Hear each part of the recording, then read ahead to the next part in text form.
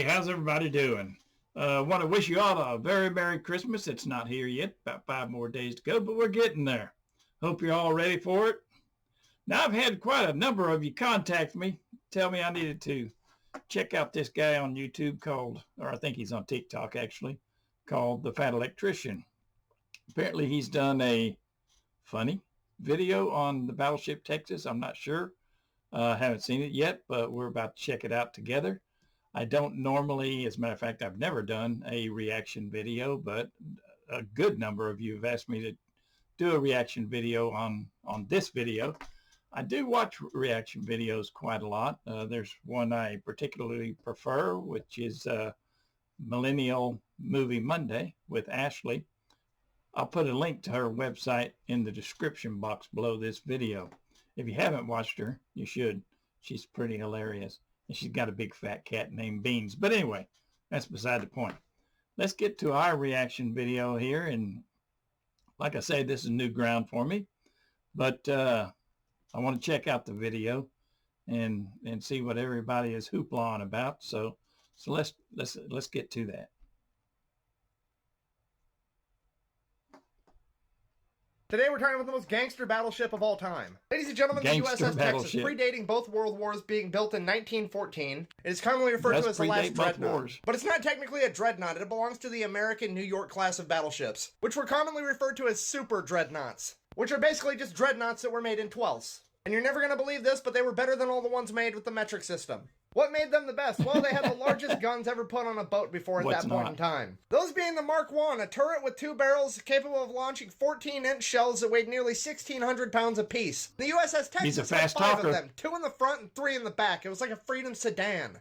Those guns were also aimed with ballistic calculators and analog computers, making them some of the most accurate naval guns in the world at that point. It was also equipped with 16 Mark 8s shooting 5-inch shells, and 8 Mark 10s shooting 3-inch shells. Not only did it have the best offense in its day, it had the best defense as well. It was the first ship in world history to incorporate anti-aircraft guns, as well as having a 12-inch thick hull. Yeah, an entire freedom foot of Pittsburgh steel. The only thing millimeters is going to do to that is scratch the paint. So you have the best battleship ever made at that point in time. How do you make it more intimidating? That's easy. You have it be the first American ship to ever incorporate Marines in its crew. I'm going to say that again, but slower. They let the fucking water grunts drive the biggest aquatic gun ever made at that point in history. Wasn't expecting that. So World War I... maybe I should put a warning at the front of this video. So I suspect we're going to hear more of that. If it bothers you, you might stop the video now. If it doesn't, keep on watching. I'm not going to bleep out any of what he says. I'm just going to let the man roll.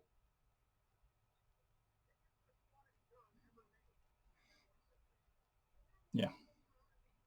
Rolls around, and needless to say, nobody wanted to be the first to get hit with the Freedom sedan. And for that reason, the USS Texas saw almost no combat in World War I. But its actions in World War II is what made it a naval legend. By the time World War II came around, the USS Texas was nearly 3 decades old. It was no longer the most dangerous battleship in the world, with bigger, newer, faster, fancier ships like the German Bismarck, the Japanese Yamato, and the Iowa-class battleships. But its crew did have 30 years of experience. Okay, now, I think we all know that the crew did not have 30 years experience. The ship had 30 years experience. However, it's steel. Steel doesn't build experience.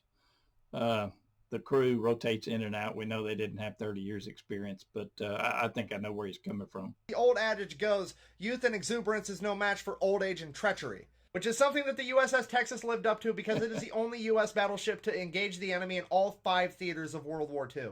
D-Day, June 6, 1944. The USS Texas would take its position 12,000 yards off the coastline, at which point the USS Texas was tasked with bombarding the enemy fortifications. And it did just that, firing over 255 rounds in under 34 minutes. That is 408,000 pounds of ammunition. Let's put that into perspective. Your average Volvo weighs about 4,000 pounds, meaning that the Texas was shooting the enemy with about 3 spicy Volvos a minute for half an hour straight. I'm trying to tell you that the Grim Yeater over here bitch slapped the enemy's coastline with an entire car dealership in the amount of time it takes you to watch a TV show. The Grim Yeater would continue to airmail spicy Volvos to the enemy until June 11th, when it ran out of ammo. I like this guy. He's got the facts down, except for the 30-year experience crew. He's got the facts down, and he's summing up the history of the Battleship Texas in just a short period of time here. I like this guy. But then sail to the rear detachment off the coast of France to pick up more ammunition, and then sail back to continue engaging the enemy. By the time it had returned to the beach at Normandy, the Allied troops had driven the enemy so far back that its guns could no longer reach. So it advanced from 12,000 yards to 3,000 yards, the closest they could possibly get without beaching the ship. It is at that point in time the USS Texas said, "Hold my beer," and flooded all of its blister tanks on the starboard side, tilting the entire boat, changing the angle of the guns, allowing them to reach further inland. They gangster leaned to 32,000. Gangster leaned the battleship. I love it. Love it.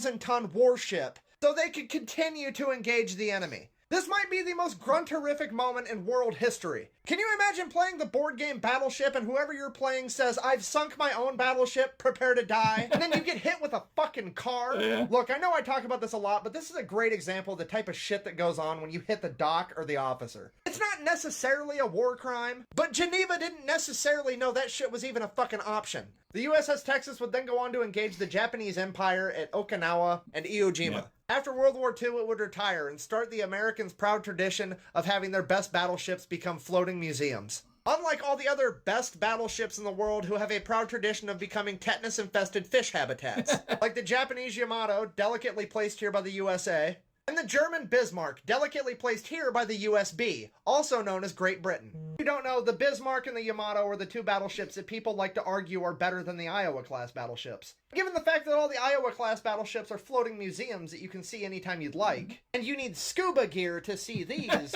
it raises the question, what are they better at besides being shitty submarines?